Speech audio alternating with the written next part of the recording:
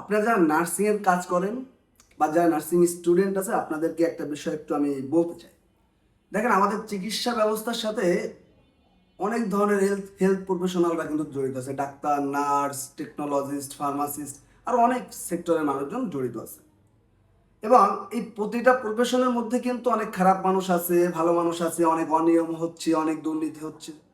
কিন্তু একটা জিনিস খেয়াল করছেন, আমি পর্যবেক্ষণ করে যেটা বুঝতে পারছি বা যেটা আমি মনে করি যে সব থেকে নার্সিং প্রফেশনে কিন্তু অনিয়ম এবং দুর্নীতি করার জায়গাটা খুবই কম, খুবই কম।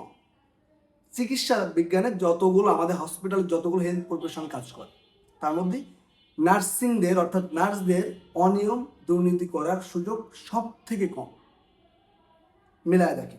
কিন্তু তুলনামূলকভাবে হাসপাতাল রিলেটেড যে কোনো বিষয়ে কিন্তু নার্সদের বদনামটা অনেক বেশি শোনা যায়। মানে এই কারণটা কি? আপনাদের এত এত রিসার্চ হয়, এত এত জার্নাল বের হয়, হ্যাঁ, এত এত সেমিনার হয়, এই বিষয়টা কি আপনারা কখনো চিন্তা করছেন?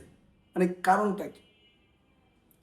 নার্সিংয়ের যারা কাজ করে তাদের সুযোগটা নাই অনিয়ম দুর্নীতি করে, কিন্তু তাদের এত বদনাম কেন?